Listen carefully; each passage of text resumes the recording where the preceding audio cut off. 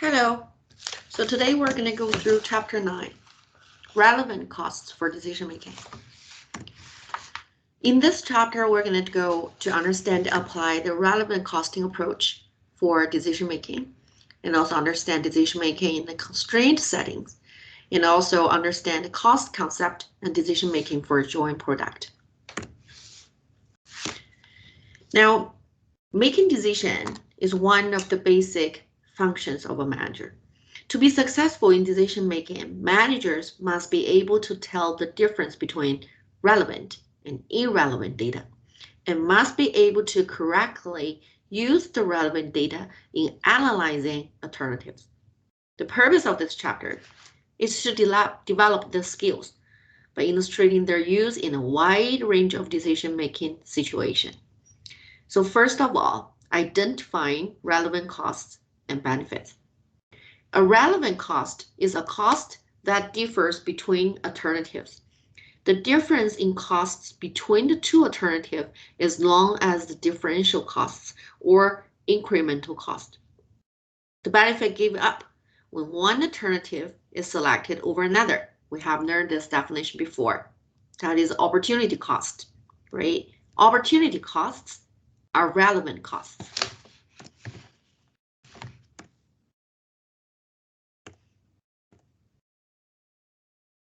Now, an avoidable cost is a cost that can be eliminated in whole or in part by choosing one alternative over another. Avoidable costs are relevant costs. Unavoidable costs are irrelevant costs. Two broad categories of costs are never relevant in any decisions. First of all, the sunk costs. Sunk cost is a cost that has already been incurred and cannot be avoided regardless of what a manager decides to do. You have these questions in your KA1. This fourth, you spend $40,000 for purchase a car. And no matter you're going to park the car, sell the car, or you drive the car, the $40,000 has no change. So that is a sunk cost. Future cost that does not differ between alternatives is never a relevant cost.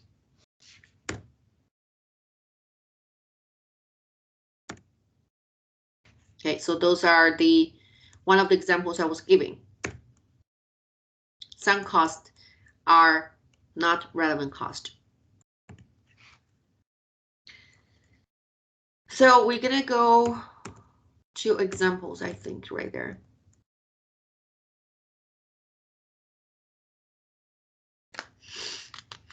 Now, before we go examples, I mention a little bit regarding the relevant cost analysis. Relevant cost analysis identifying the costs that are avoidable or differential in a particular decision situation. It's a two-step process. So there are two steps process. The first step is to eliminate costs and benefits that do not differ between alternatives. This irrelevant cost consists of sunk costs and future costs that do not differ between alternatives. The second step, to use the remaining costs and benefits that do differ between alternatives in making the decision. The costs that remain are the differential or avoidable costs. Different costs for different purpose. Costs that are relevant in one decision situation may not be relevant in another context. Thus, in each decision situation, the manager must examine the data at hand and isolate the relevant cost. Now we're going to see an example. A manager at Y company wants to replace an old machine with a new, more efficient machine. So we could say the basic information about new machine, list price is $90,000, annual variable expenses $80,000, expected life is 5 years. But regarding the old machine, we have original cost $72,000, remaining book value $60,000, disposal value now $15,000, annual variable expenses $100,000. Remaining life the same, 5 years.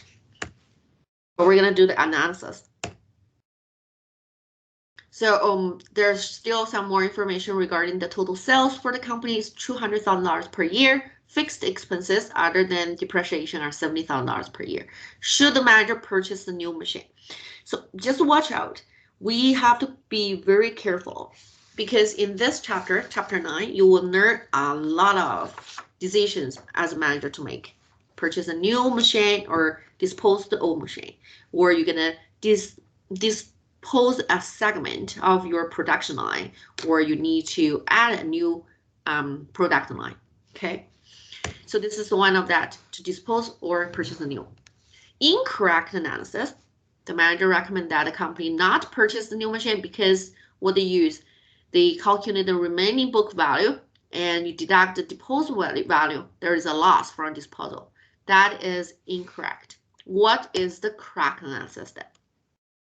So the correct analysis, we look at comparative cost and revenue for the next 5 years. We know that $20,000 sales will happen for each year. So our total sales will be 1 million, right? Our variable expenses is $500,000, which is $100,000 per year times 5 years. Then we had fixed expenses, $70,000 per year times 5. So all those information has been given from your question. The depreciation for old would be $60,000 of the old machine. Now, purchase the new one, sales has no change. Variable costs decrease a little bit, so $80,000 per year times 5 years. Now you can see that the differences between the variable expenses of the old machine and the new machine will be $100,000. Then you could see the depreciation fixed expenses has no change, right? Depreciation of the new machine will be $90,000. So the total cost will be depreciated over the 5 years. So we have our $450,000 for the new machine purchase price, right? So it's 90. Then depreciation for the old machine, $60,000, has no differences. Now we have to see that the remaining book value of the old machine is a sunk cost. It's not relevant to the decision. So whether you will be purchase the new one or not keep the old one, the $60,000 has no change. Then dispose of the new old machine, you have $15,000, which is income. So we could see the differences. $100,000 differences for variable expenses, and depreciation the new, you have $90,000, and dispose of the old machine. The differences will be $25,000. So that is the net income. So would you recommend purchase the new machine or not? So what costs are relevant in the decision concerning whether to buy the new machine?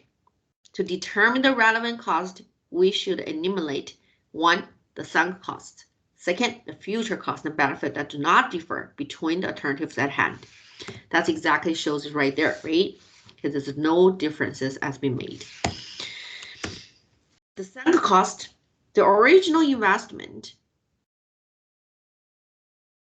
So this is the saving in variable expenses. Now the $100,000 deduct $80,000, which is $20,000 variable cost saving. We have a total amount savings. So the sunk cost, the original investment of $72,000 is a sunk cost. And therefore, the remaining book value of the old machine, $60,000, is also irrelevant. So we're not going to consider it to make a decision. The future cost and benefit that do not differ. The sales revenue, right, is no change, $20,000 per year, so $100,000 for 5 years. So that is no change. Then the cost and benefit that remain were from the basis for decision. So that is the total relevant cost analysis you can see. We have our total sales, $100,000, saving in variable expenses provided by the new machine. So that is a variable expenses saving.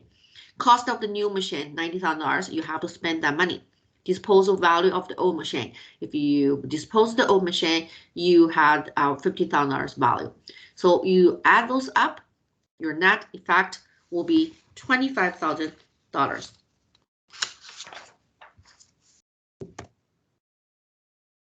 This is another question. So the analysis reveals that the firm will be $25,000 better by purchasing the new machine. The $60,000 book value of the old machine has no effect on the outcome of the analysis we have shown. If the old machine is kept and used, then the $60,000 book value is deducted in the form of amortization. Right? If the old machine is sold, the $60,000 book value is deducted in the form of a lump sum write-off. Either way, the differential cost is zero. So that's why we didn't put that $60,000 in there. Now, the next decision as a manager could see is adding and dropping product line in other segments. One of the most important decisions managers make is whether to add or drop a business segment. Ultimately, a decision to drop an old segment or add a new one is going to hinge primarily on the impact the decision will have on net operating income. To assess this impact, costs must be carefully analyzed. Let's see how relevant costs should be used in this decision. Now, due to the decline popularity of dignity watches, Lovell Company's digital watch line has not reported profit for several years. An income statement for last year is shown. So this is the income statement has shown. Sales $500,000, total contribution margin will be $300,000. And then the fixed expenses is over $400,000. Your net loss is $100,000. Now, investigation has revealed that total fixed, so watch out for all those information. If you will see a real life income statements or financial statements from one company, you have to watch out for the notes, right? Then it will give you better understanding about what's going on in this company and what kind of accounting method they're being used.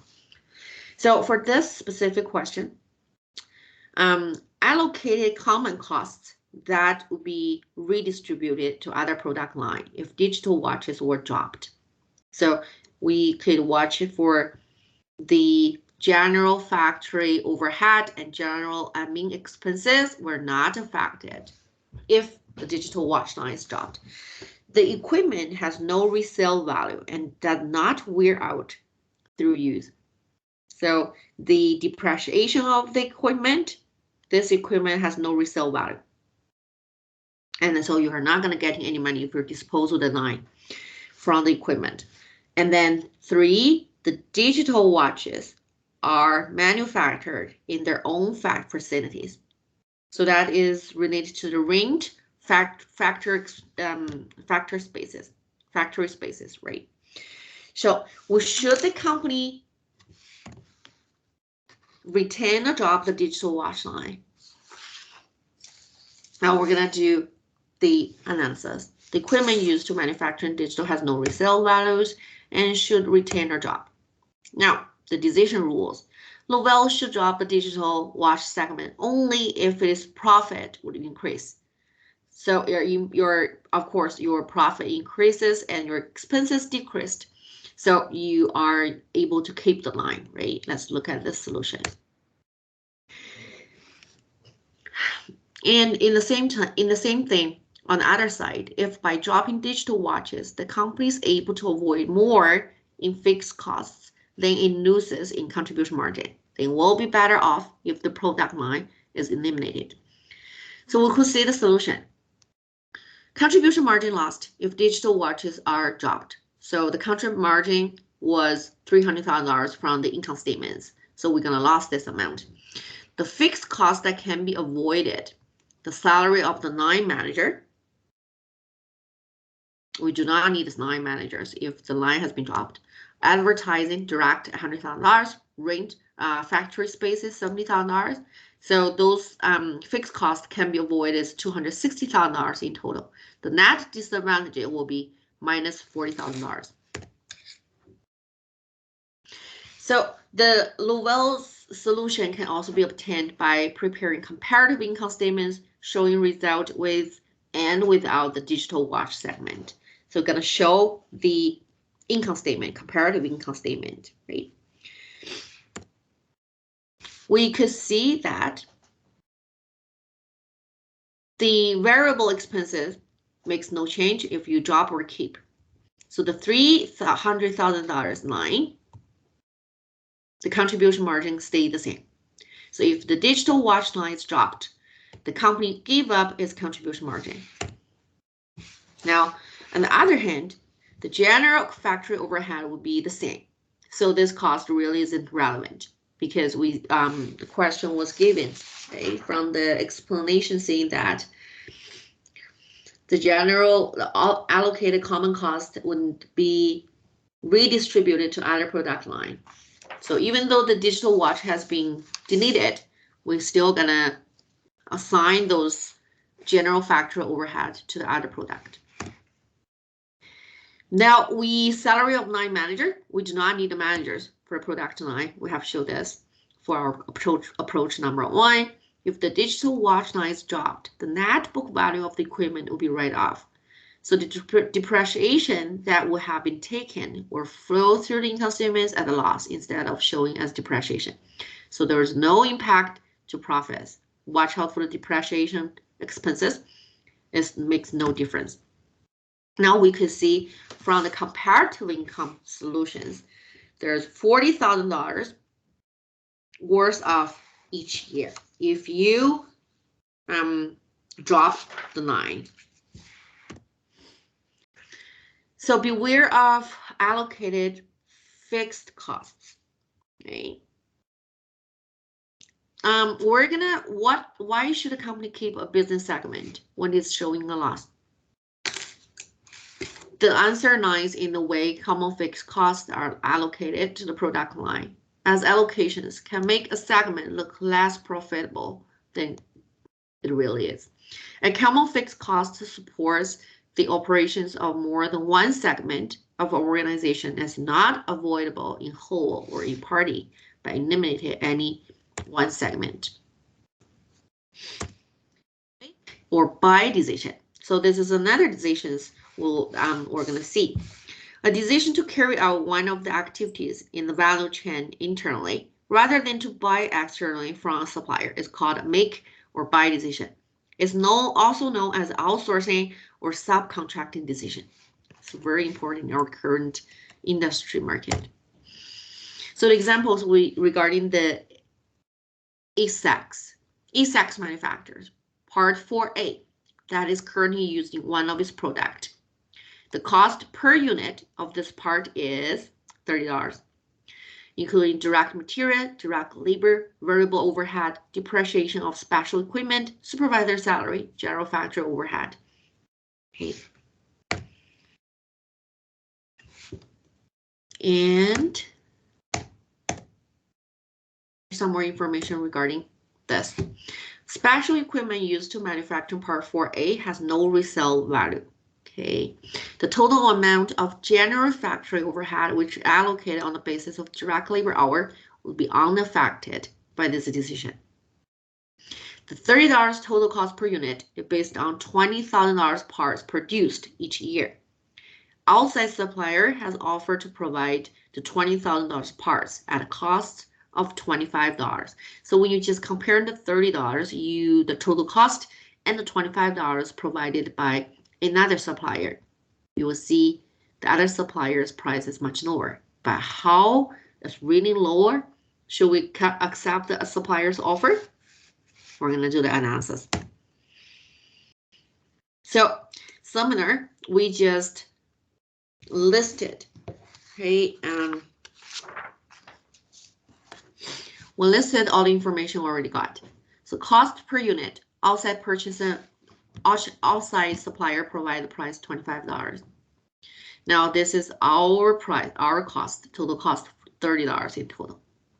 Now we're gonna put a make, we're gonna buy. So if we buy 25 times $20,000 units, we're gonna spend $500,000 in there. Our direct materials, we use $20,000 units times the $9 cost per unit. So it is $180,000. And you just following the same calculation. We had our $100,000 for direct labor, $20,000 for reliable overhead, $40,000 for supervisor salary. The depreciation, similar, sunk cost. So there's no change. Generally, factory overhead from the question is saying that there's no change, right? So there's no change as well. So our total cost will be $340,000. The avoidable costs, just one more time, the avoidable costs associated with making the shifter, including direct materials, which is $180,000, direct labor, $100,000, variable overhead, $20,000, and supervisor salary, $40,000. The amortization of special equipment represents a sunk cost. Furthermore, the equipment has no resale value. Thus, the special equipment and the associated depreciation expenses are irrelevant to the decision. The general factory overhead represent future costs that will be incurred regardless of whether it makes or buy. Hence, it's also irrelevant to the decision. The total avoidable costs are less than the $500,000 cost of buying. Therefore, we suggest that continue to make the part. Okay, so this is how the conclusion we're coming from. We did the analysis.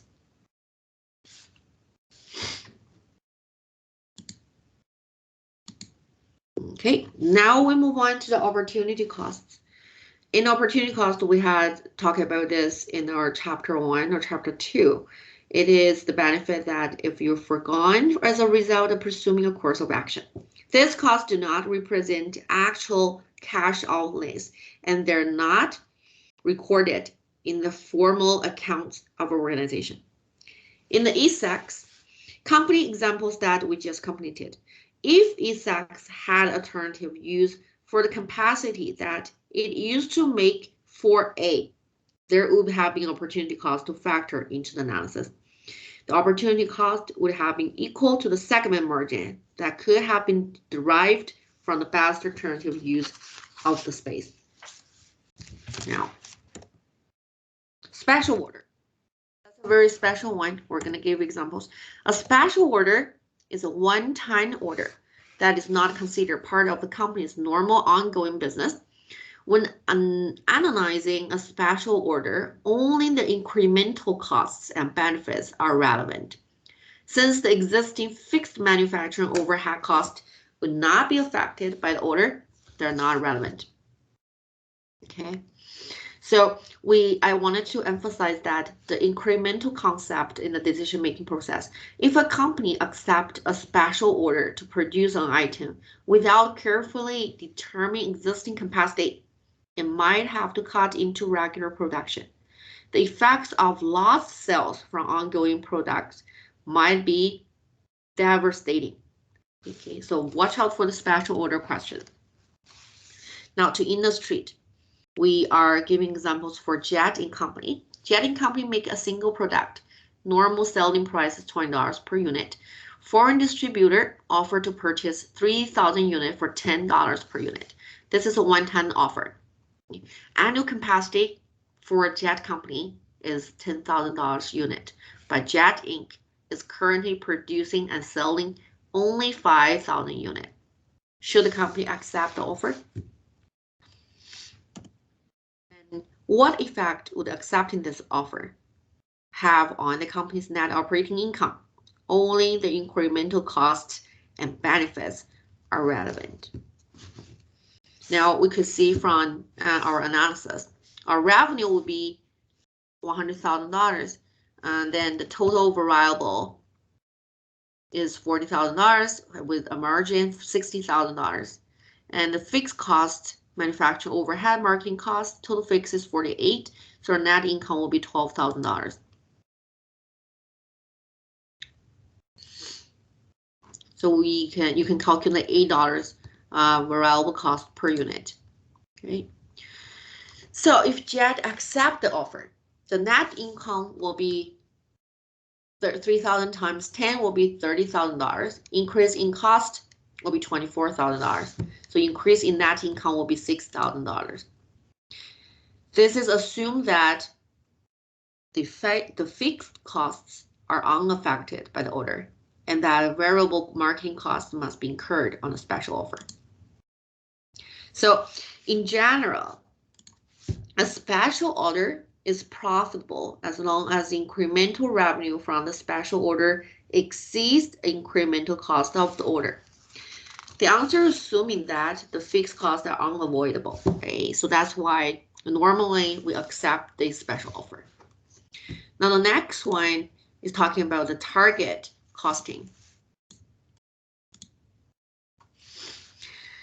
When offering a new product or service for the first time, a company must decide on its selling price. A cost-based approach we have talked about yesterday has often been followed in practice. In this approach, the product is first designed and produced, its cost is determined, and its price is computed by adding a markup to the costs. This cost-plus approach for pricing suffers from a number of drawbacks, the most obvious being that customers may not be willing to pay the price set by the company. So target costing provides an alternative market-based approach to pricing new product. In the target costing approach, management estimated how much the market will be willing to pay for the new product, even before the new product has been designed. The company's required profit margin is subtracted from the estimated selling price to determine the target cost for the new product. If at some point in the product development process it becomes clear that it will not be possible to meet the target cost, the new product is abandoned. So it's really important decision making for the new product. Now, the constraint resources environment. Utilization of a constraint resources when unlimited resources of some type restricts the company's ability to satisfy demand. The company is said to have a constraint. The machine or process that is limiting overall output is called a bottleneck. It is constraint, a bottleneck, we call it. So a production process can be thought of as a chain. Each link in the chain represents a step in the process. A chain is only as strong as its weakest link. Likewise, the capacity of a production process is determined by its weakest link, which is the constraint. So remember one of the questions you did for your KA1, there's 3 products line, right? Unit A, B, C. So Department A could produce 100 products. Department B could produce 130 and C produce 95. So if it's working for 5 days, what is your completed product? Department C will be your constraints, right? So the capacity of the production process is determined by Department C. So use 95 times 5. That's one of your questions you met in your KA1.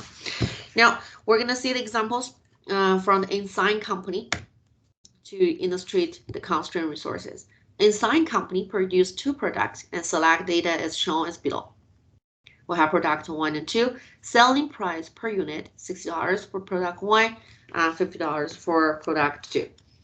Variable cost per unit, $36, $35. So we'll have a contribution margin per unit, $24 for product 1, $15 for product 2. Current demand per week, $2,000 for product 1, $2,200 for product 2. Contribution margin ratio is 40% to 30%, and the processing time requires 1 minute for product 1 and 50 minutes for, it's like 30 seconds, right? 30 seconds for product 2.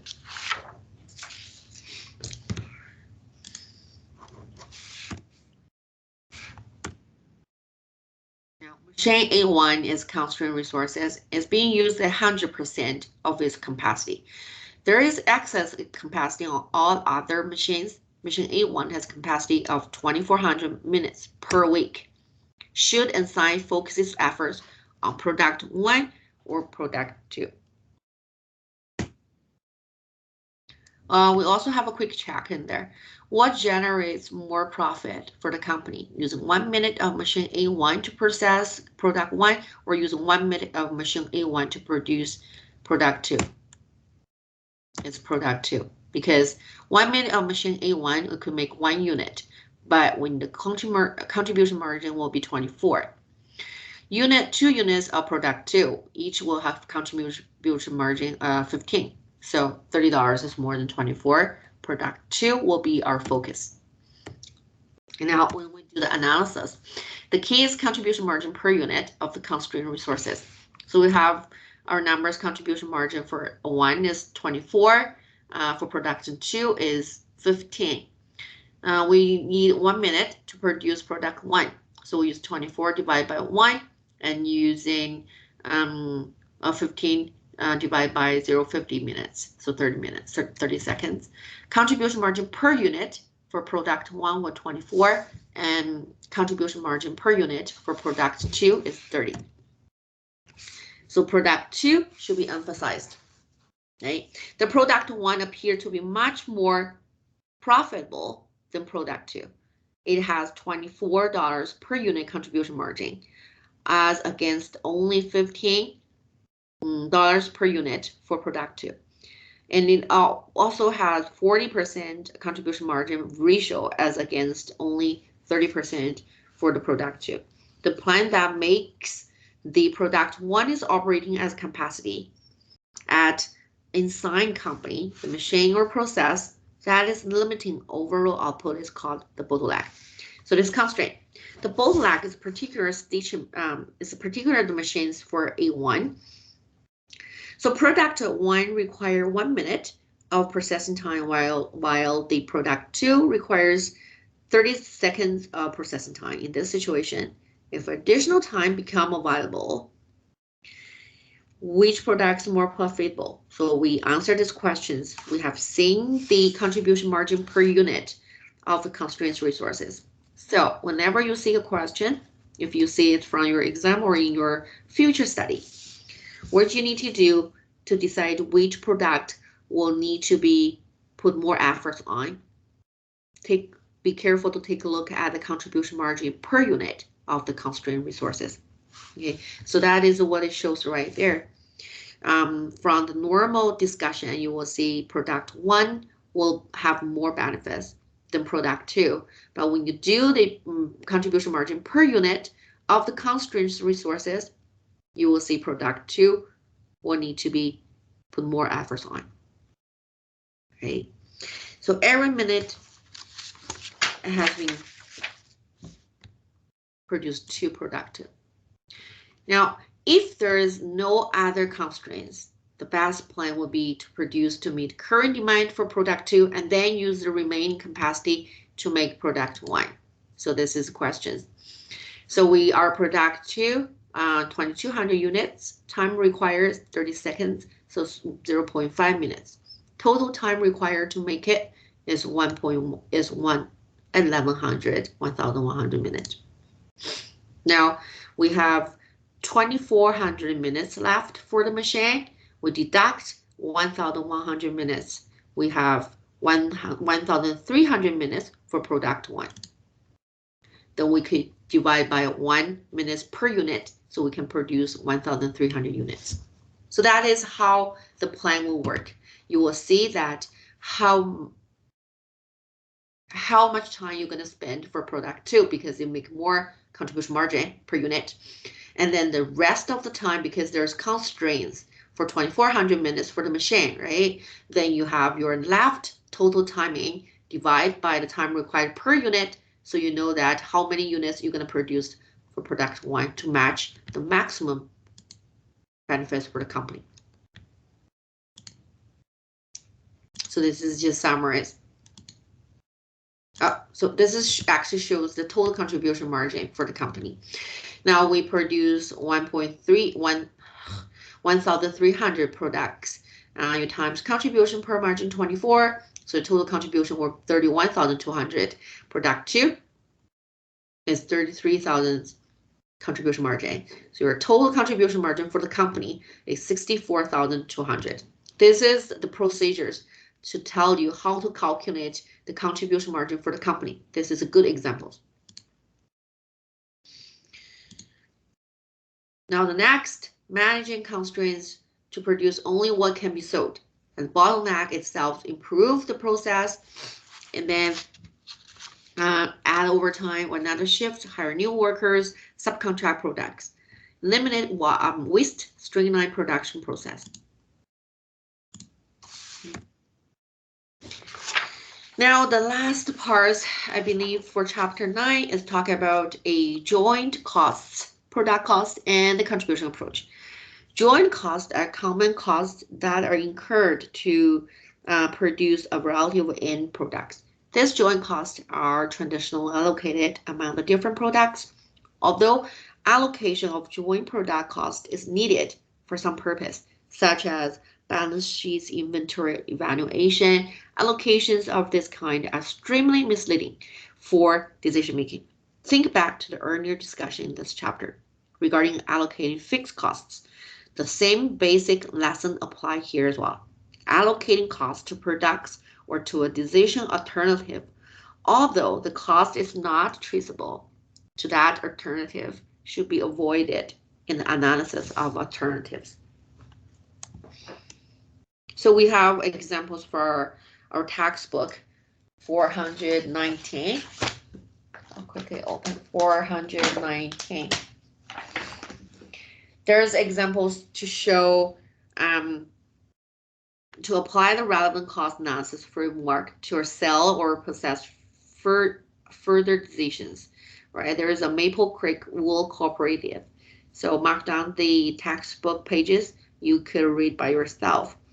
And now we had 3 steps. If you ever met a question regarding make, sell, or possess further decisions, first of all, you need to calculate the sales value. If processed further minus the sales value at the split off point. The sales value is quantity of product time, the unit price of each unit. Step 2, determine the cost of further processing beyond the split off point. Step 3, take the amount in step 1 and subtract from its amount in step 2. Now, if the result is a positive number, then choose to process further. If it's a negative number, choose to sell at split off point. So that is the questions. Very short examples you can definitely take a look at it in your textbook. But watch out for the 3 steps. Okay. Now, summaries. Chapter summary for chapter 9. Every decision including a choice between at least 2 alternatives, the relevant cost analysis framework focus only on costs and benefits that differ between the 2 alternatives. We have down 3 different examples to show the relevant costs and irrelevant costs. A company has a bottleneck if the demand for a company's product exceeds its ability to supply them. Managers must decide what to make and what not to make. The product should be emphasized with the highest contribution margin per unit of the constrained resources.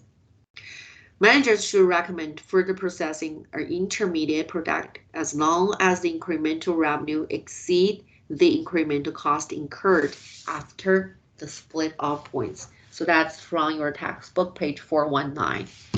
Okay. So that is for our chapter 9, relevant costs. Thanks.